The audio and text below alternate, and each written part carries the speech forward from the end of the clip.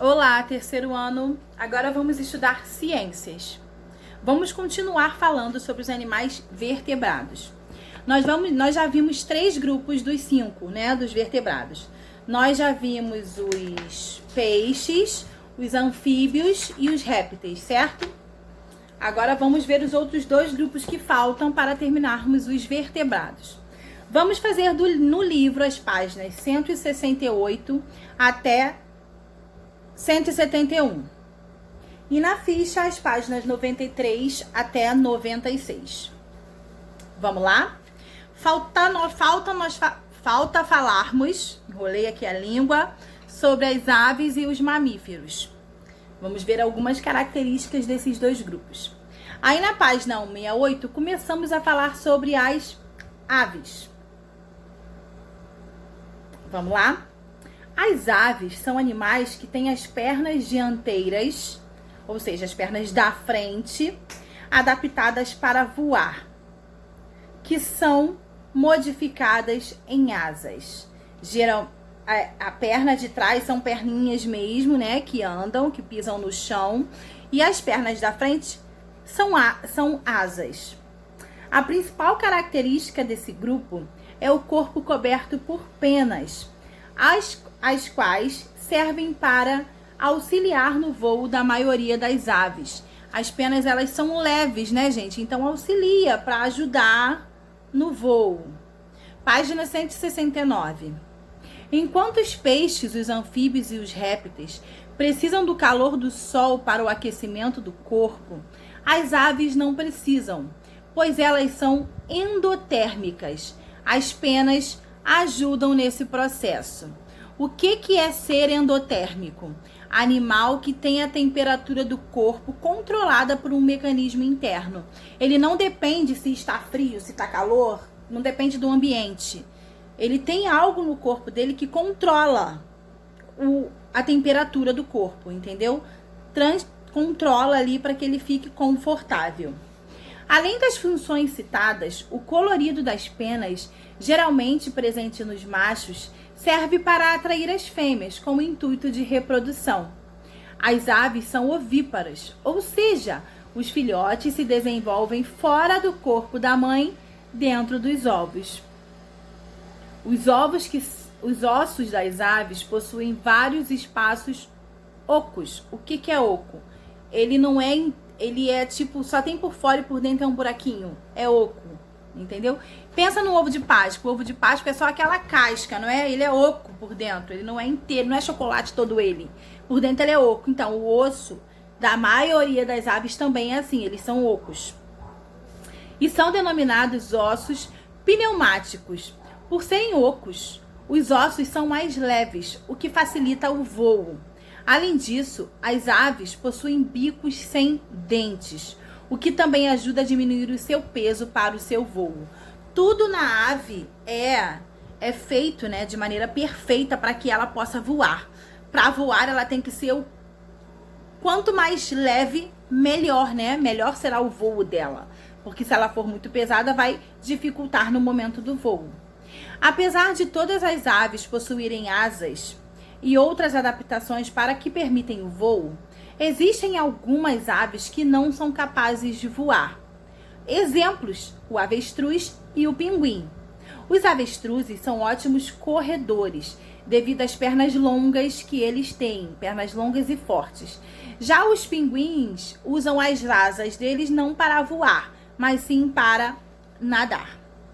As aves podem se alimentar de frutos, de sementes, de insetos, do néctar das flores e outras coisas que elas ficam bicando por aí.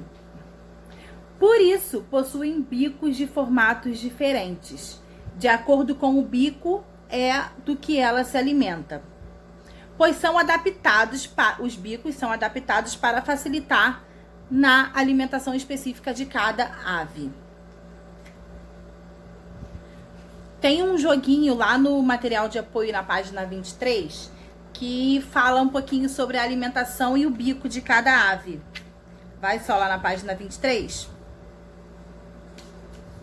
Aí fala um pouquinho da alimentação e do bico de cada árvore. Você tem que recortar e ir montando. que cada animal, de que cada animal se alimenta, tá? Se você quiser, você pode fazer lá na página 23.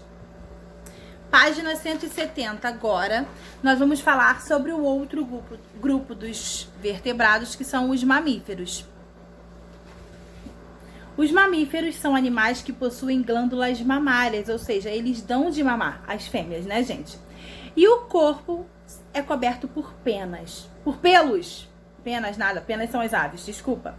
Os pelos ajudam a manter a temperatura do corpo.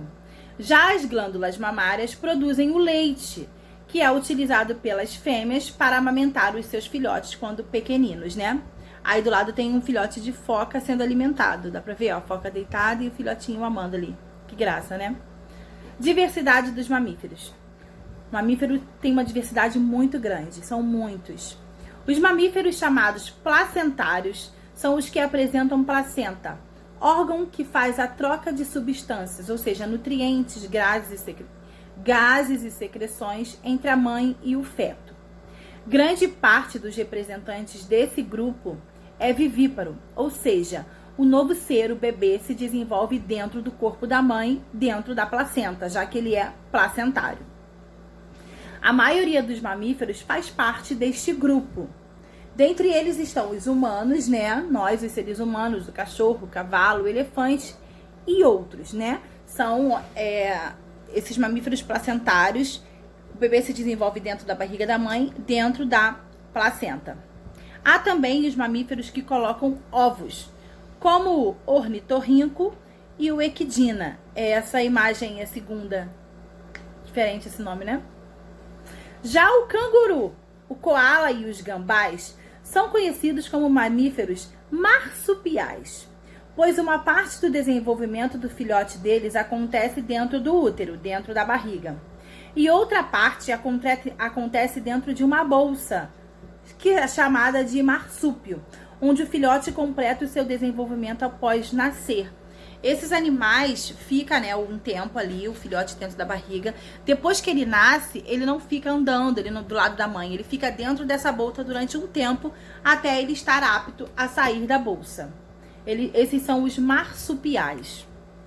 Quanto à alimentação, os mamíferos podem ser onívoros, o que significa ter uma dieta bem variada. Pode comer tanto animais quanto vegetais. O ser humano, por exemplo, é onívoro. No entanto, né, nós somos onívoros, nós comemos carne, vegetais, grãos, comemos de tudo. A não ser aquelas pessoas que optam por ter uma alimentação diferenciada, que é o que tá falando aí, ó.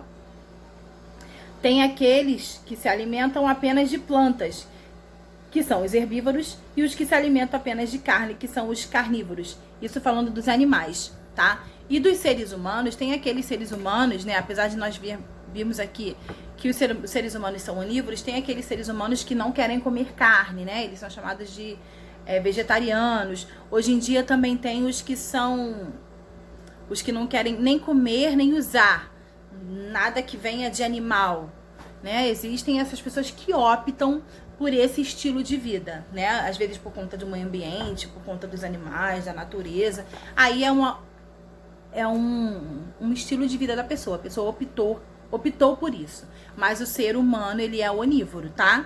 A pessoa que não come carne ou qualquer outra coisa é por uma opção, ok? Página 171.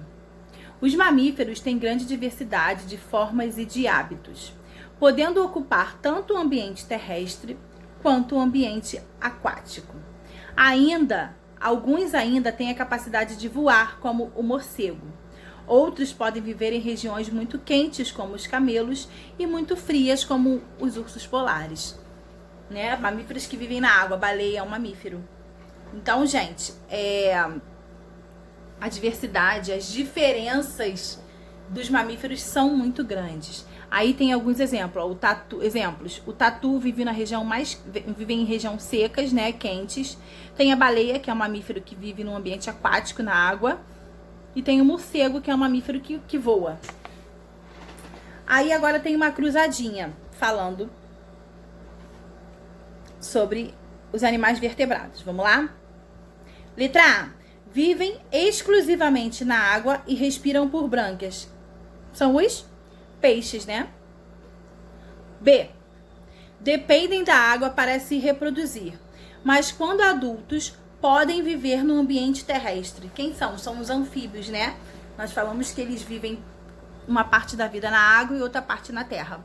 Mas mesmo na época que ele vive na superfície, ele não pode ficar muito longe da água, ele precisa da água.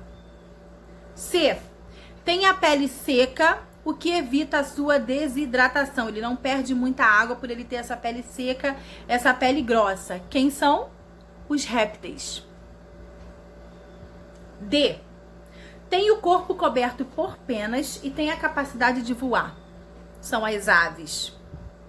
E E. Tem o corpo coberto por pelos e amamentam seus filhotes. São os mamíferos. Agora vamos à ficha.